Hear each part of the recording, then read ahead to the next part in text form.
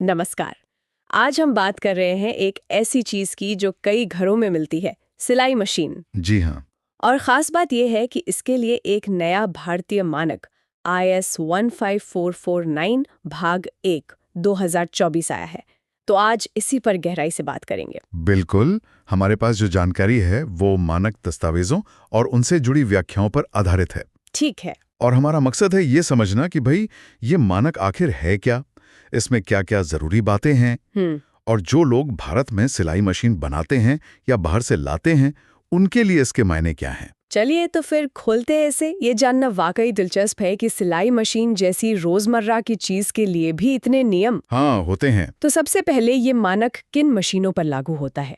क्या ये सभी तरह की मशीनों के लिए है? नहीं, देखिए, ये मानक खास तौर पर घरेलू उपयोग वाली सिलाई मशीनों के लिए है। अच्छा, घरेलू। हाँ, मतलब इसमें हाथ से चलाने वाली मशीनें भी आ गईं और जो बिजली से चलती हैं वो भी। ठीक है। मूल बात ये कि ये घरों में पर्सनल इस्तेमाल के लिए हैं, फैक्ट्री वाली बड़ी मशीनों के लिए नहीं। समझ गई।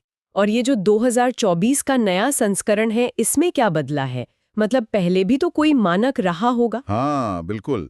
ये नया संस्करण दरअसल आज के समय के हिसाब से है। मतलब उपयोगकर्ता अब क्या उम्मीद करते हैं, सुरक्षा के क्या नए तरीके आ गए हैं और प्रदर्शन के क्या मापदंड होने चाहिए, इन सबको ध्यान में रखकर इसे अपडेट किया गया है। ओके। मकसद तो साफ है, भारत में जो सिलाई मशीनें बिके उनकी क्वालिटी अच्छी हो, वो काम की हो और टिकें भी। सही बात है। समय के साथ तो चीजें बदलती हैं, मानक भी बदलने चाहिए। तो इसमें मुख्य जरूरतें क्या रखी गई हैं? किन चीजों पर ज्यादा ध्यान है? इसमें ना मोटा मोटा 4 बातों पर जोर है। 4 बातें कौन सी? पहला, मशीन बनी कैसे है, उसका डिजाइन कैसा है, मजबूत है या नहीं। ठीक। दूसरा, कारीगरी और फिनिशिंग, मतलब देखने में, छूने में कैसी है। हम्म। तीसरा, बेसिक परफॉर्मेंस, मतलब सिलाई जैसा अपना जो मुख्य काम है वो ठीक से कर पाती है या नहीं। और चौथा? चौथा है लेबलिंग और मार्किंग, यानी मशीन पर जो जरूरी जानकारी होती है वो सही और साफ लिखी है कि नहीं। अच्छा, आपने कहा बेसिक परफॉर्मेंस। ये बात थोड़ी सी ध्यान खींचती है। मतलब क्या ये मानक बहुत गहराई वाले परफॉर्मेंस या सेफ्टी टेस्ट से पहले ही एक तरह की क्वालिटी बेसलाइन तय कर देता है? आपने बिल्कुल सही पकड़ा, यही इसकी खास बात है। हाँ। ये मानक ना मुख्य रूप से मशीन की बनावट और उसकी बेसिक चीजों पर फोकस करता है। जैसे कि? जैसे मशीन मैकेनिकली ठीक ठाक मजबूत हो, है ना, उसे चलाना आसान हो, हाँ। उस पर मॉडल नंबर, बनाने वाले का नाम, ये सब सही से लिखा हो। ओके। और सबसे जरूरी, वो बनी हो ठीक ठाक मटेरियल से, ऐसा ना हो कि 2 दिन में घिस जाए। हाँ। टिकाऊ होनी चाहिए। तो ये एक तरह का पहला फिल्टर हो गया। बिल्कुल। अगर मशीन इन बेसिक चीजों में ही खरी नहीं उतरती तो फिर आगे के जो मुश्किल टेस्ट्स होते हैं उनका तो सवाल ही नहीं उठता। अच्छा, ये तो बढ़िया है। ये पक्का करता है कि मशीन कम से कम इस्तेमाल लायक तो हो। अच्छा, और अगर मशीन मोटर वाली है, बिजली से चलने वाली, तो क्या कुछ और भी देखा जाता है? हाँ हाँ, बिल्कुल। मोटर वाली मशीनों के लिए कुछ चीजें और जुड़ जाती हैं।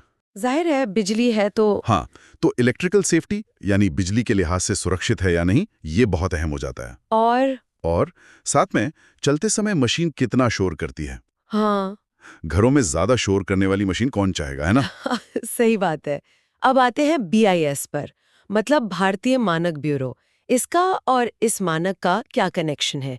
क्या ये मानक अपने आप में कोई सर्टिफिकेशन है? नहीं, देखिए, ये मानक खुद कोई सर्टिफिकेशन स्कीम नहीं है। अच्छा। पर यह महत्वपूर्ण इसलिए है क्योंकि BIS यानी भारतीय मानक ब्यूरो जब अपनी अनिवार्य स्कीम्स लाता है, जैसे वो CRS वगैरह। हाँ बिल्कुल, जैसे CRS है अनिवार्य पंजीकरण योजना, या FMCS विदेशी निर्माता प्रमाणन योजना, तो हो सकता है कि BIS इन स्कीम्स के तहत ये कह दे कि भाई सिलाई मशीन के लिए आपको IS 15449 का पालन करना होगा। ओह अच्छा, तो मतलब अगर किसी को भारत में सिलाई मशीन बेचनी है तो हो सकता है उसे BIS सर्टिफिकेशन लेना पड़े। जी हाँ, और उस सर्टिफिकेशन के लिए इस मानक को पूरा करना जरूरी हो जाए। बिल्कुल सही।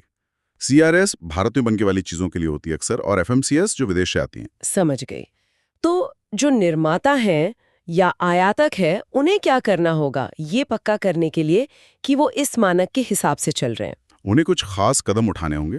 पहला तो ये कि जब वो मशीन बना रहे हैं तो इस मानक में जो भी गाइडलाइंस दी हैं उनको फॉलो करें। ठीक है। दूसरा, अपनी मशीनों की टेस्टिंग BIS से मान्यता प्राप्त लैब से करवाएं।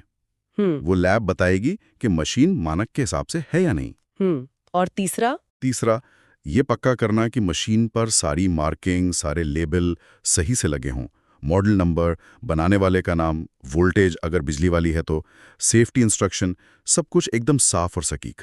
और ये बहुत ज़रूरी है क्योंकि आपने बताया कि लेबलिंग या बनावट में ज़रा सी भी गड़बड़ हुई तो BIS मूल्यांकन में मशीन रिजेक्ट हो सकती है, कोई कोताही नहीं चलेगी। इसे अगर बड़े नजरिए से देखें तो ये मानक सिर्फ नियमों की किताब नहीं है, ये कोशिश है पूरे बाजार में क्वालिटी का एक लेवल सेट करने की। हाँ, ये तो ग्राहकों के लिए अच्छा है। ग्राहकों के लिए भी और जो निर्माता ईमानदारी से काम करते हैं उनके लिए भी। सबको एक समान अवसर मिलता है। घटिया माल बनाने वालों के लिए मुश्किल होती है। तो कुल मिलाकर इसका निचोड़ ये है कि IS 15,449 भाग 1 2024 मानक ये पक्का करना चाहता है कि भारत में जो घरेलू सिलाई मशीनें बिक रही हैं वो क्वालिटी, सेफ्टी और परफॉर्मेंस के एक तय लेवल को पूरा करें। बिल्कुल, इससे उपयोगकर्ताओं को बेहतर प्रोडक्ट मिलेगा और बनाने वालों को भी एक साफ रास्ता दिखेगा कि क्या बनाना है, कैसे बनाना है। सही कहा। और एक बात और, मानकीकरण जो है ना, वो भरोसा पैदा करता है। हाँ, ये तो है।